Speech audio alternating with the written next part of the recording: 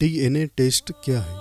D N a test انسانی خلیات سے وہ مشترک خصوصیات معلوم کرنے کا سائنسی عمل ہے جس کے توسط سے نہ صرف والدین کی شناخت کی جاتی ہے بلکہ پوری نسل کی خبر معلوم کی جا سکتی ہے۔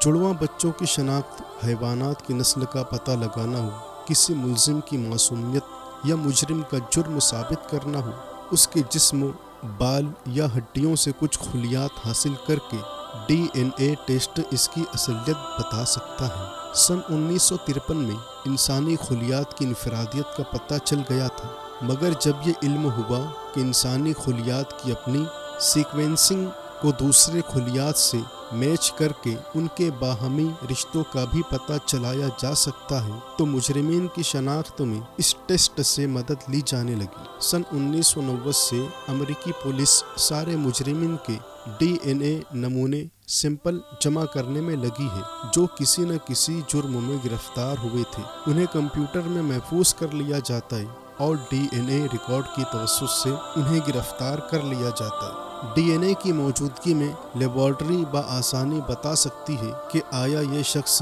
مستقبل میں شراب کا رسیہ نکلے گا یا منشیات کا عادی ہوگا، جرائم کا ارتکاب کرے گا یا کسی موذی مرض کا شکار ہوگا۔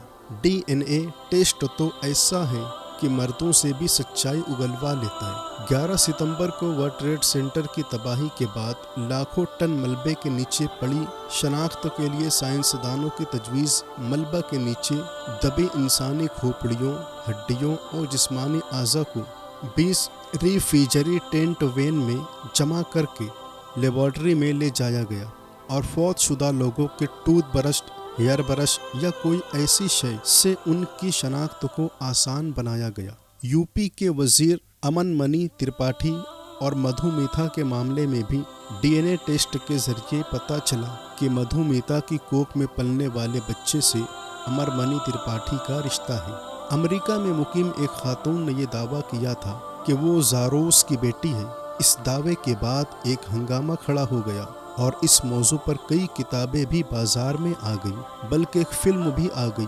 لیکن اس خاتون کے مرنے کے بعد ان کے خون کے نمونے سے زاروس کے ڈی این اے کو ملانے کی کوشش کی گئی تو پتہ چلا کہ اس خاتون کا زار کے گھرانے سے کوئی تعلق نہیں ہے۔ سن 1802 میں امریکی صدر تھامس جیفرسن پر ایک خادمہ سیلی بینگو نے الزام عائد کیا تھا کہ اس کے بیٹے ٹام کا جنم صدر سے ناجائز تعلقات کی بنا پر ہوا ہے۔ اتفاق سے خادمہ کے دوسرے بیٹے کی شکل جیفرسن سے ملتی جلتی تھی۔ ایک صدی بعد ڈی این اے ٹیسٹ کے ذریعے یہ ثابت ہوا کہ خادمہ کا دعویٰ بے بنیاد تھا۔ مشہور پاپ سنگر مک جیگر کو ڈی این اے ٹیسٹ کی بنا پر یہ قبول کرنا پڑا کہ ایک ماڈل کے بیٹے کے باپ وہی ہیں۔